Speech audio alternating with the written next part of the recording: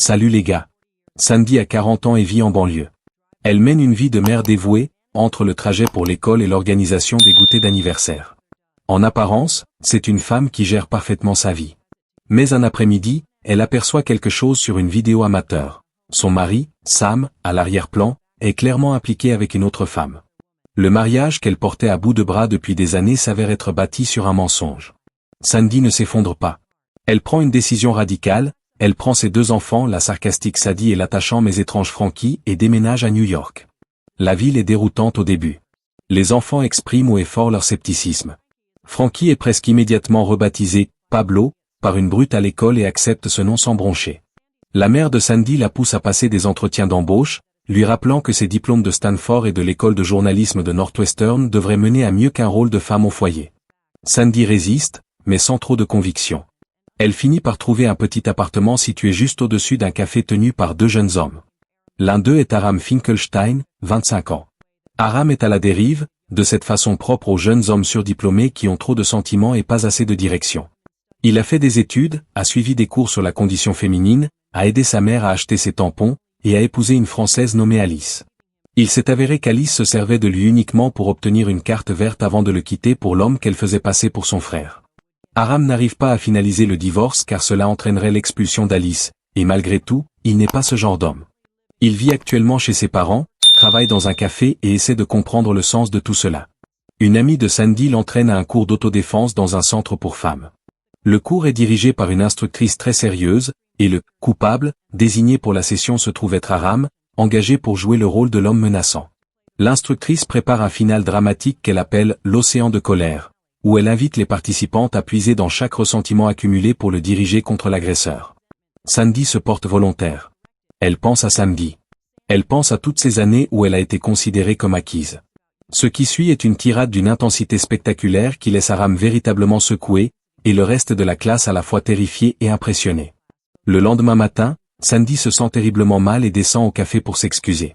Aram, qui commence déjà à développer une affection tout à fait déraisonnable pour cette femme qu'il connaît à peine, accepte ses excuses avec grâce et réussit à la faire rire. Sandy, qui a besoin d'un babysitter pour un rendez-vous galant imposé par son ami, lui demande s'il serait intéressé. Aram accepte. Le rendez-vous en lui-même est un désastre. Un chiropracteur trop fier de sa réplique de squelette pose à Sandy des questions de plus en plus personnelles sur ses loisirs, comme si s'occuper de 2 enfants n'était pas une activité à part entière. Sandy rentre plus tôt que prévu. Aram a réussi, on ne sait comment, à conquérir le cœur des 2 enfants, à mettre Frankie au lit alors malgré les efforts contraires de Sadie, et il a même laissé le dîner sur la table. Sandy s'assoit avec lui et ils discutent longuement. Peu à peu, Aram devient un pilier de leur quotidien. Il emmène les enfants à l'école quand Sandy est en retard, apprend à connaître leurs préférences et leurs angoisses spécifiques, et prépare le dîner lorsqu'elle doit travailler tard. Sandy obtient une promotion à la chaîne sportive où elle effectuait des recherches statistiques.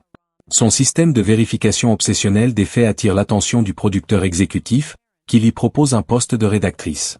Les horaires deviennent plus lourds. Elle demande alors à Aram s'il accepterait de devenir leur nounou à plein temps. Les parents d'Aram, qui avaient des ambitions professionnelles plus élevées pour leur fils, ne sont pas ravis. Son ami Mitchell trouve la situation soit hilarante, soit suspecte, selon les jours. Pourtant, un chasseur de tête a déjà approché Aram pour un poste sérieux dans une société financière. Il refuse l'offre sans en parler à Sandy. C'est lors d'un match de boxe qu'elle finit par le découvrir. Sandy avait donné les billets à Aram en supposant qu'il inviterait un ami, mais n'ayant personne à qui demander, il lui a proposé de l'accompagner, et elle a accepté. Quelque part entre le premier round et l'entracte, il devient évident pour tous les 2 que cette sortie n'est pas strictement professionnelle. Un homme s'approche d'Aram pendant le combat, c'est le recruteur de la firme Roscoe Matisse. Il est visiblement déconcerté de voir que la seule personne à les avoir jamais refusés est assise au premier rang avec sa patronne. Sandy écoute l'échange et comprend ce qu'Aram a sacrifié. Elle ne sait pas comment réagir. Un boxeur tombe dans la foule près de leur siège et Aram reçoit un coup direct. Sandy l'emmène alors dans son appartement pour qu'il se remette. C'est là que Sam, l'ex-mari, débarque. Largement absent de la vie quotidienne de ses enfants, il arrive ce soir-là en espérant apparemment retrouver une version de son ancien monde encore disponible. Il trouve Sandy épanouie, l'appartement chaleureux, les enfants apaisés et Aram dans sa cuisine. La jalousie est immédiate. Il soutient que cet arrangement est inapproprié et qu'il y a encore quelque chose à sauver dans leur mariage. Sandy se fige, elle n'a jamais réussi à tenir tête à Sam, qui a toujours eu le don de lui faire perdre ses moyens. Aram la regarde se murer dans le silence et comprend exactement ce qui se passe. Il l'encourage avec douceur mais fermeté, lui rappelant l'océan de colère. Sandy retrouve alors sa voix. Elle dit à Sam, avec une force puisée dans ses cours d'autodéfense et 15 ans de non-dit, exactement ce qu'elle pense de lui. Sam s'en va. Aram dit à Sandy qu'elle a été magnifique, et elle lui propose de sortir le lendemain soir. Leur premier véritable rendez-vous est chaotique, comme souvent quand deux personnes partagent déjà une vie commune. Aram, ne voulant pas décevoir son ami Mitchell qui joue dans une pièce de théâtre, y emmène Sandy. Ils assistent ensuite à la fête dans un loft où Alice, l'ex-femme d'Aram, fait son apparition. Elle semble suivre un programme de rédemption pour manipulateurs émotionnels et veut faire amende honorable. Aram reste poli et repart avec Sandy. De retour chez eux, ils s'abandonnent à une intimité calme et sincère. Frankie les surprend et demande une explication. Aram lui répond avec une honnêteté qui dépasse les attentes de Sandy. Frankie réfléchit et conclut que tout va bien. Sandy présente Aram à ses amis lors d'un dîner. Tout se passe bien jusqu'à ce que quelqu'un mentionne l'année de naissance d'Aram, une amie de Sandy souligne alors que Sandy était enceinte cette année-là. Un silence pesant s'installe, celui d'une table qui vient de faire un calcul arithmétique inconfortable. Aram gère la situation avec humour, mais Sandy beaucoup moins. Le soutien de ses amis, teinté d'une fascination qu'elle trouve épuisante, lui pèse. Même la mère d'Aram, lors d'une visite, rend ses sentiments sur la différence d'âge très clairs. Sandy absorbe tout cela. Elle a 40 ans, il en a 25.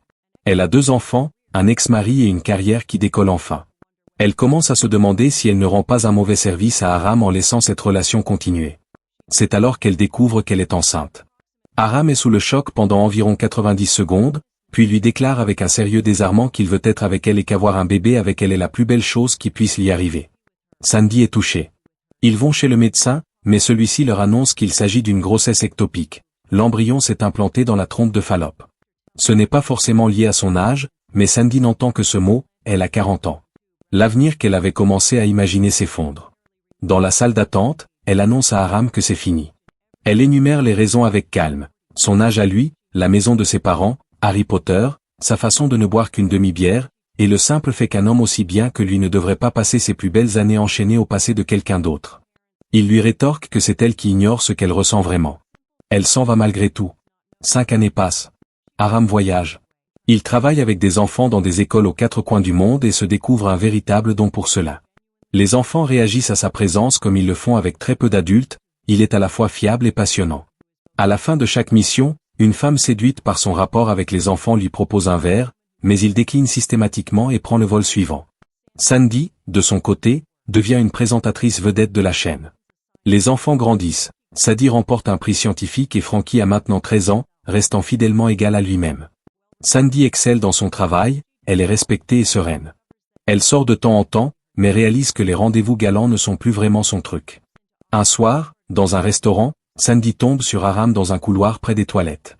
Il est allé au Mozambique, a assisté à un festival de cinéma muet et a visité une douzaine d'autres endroits qu'il énumère avec l'énergie naturelle de quelqu'un qui a vraiment vécu, au lieu de simplement attendre.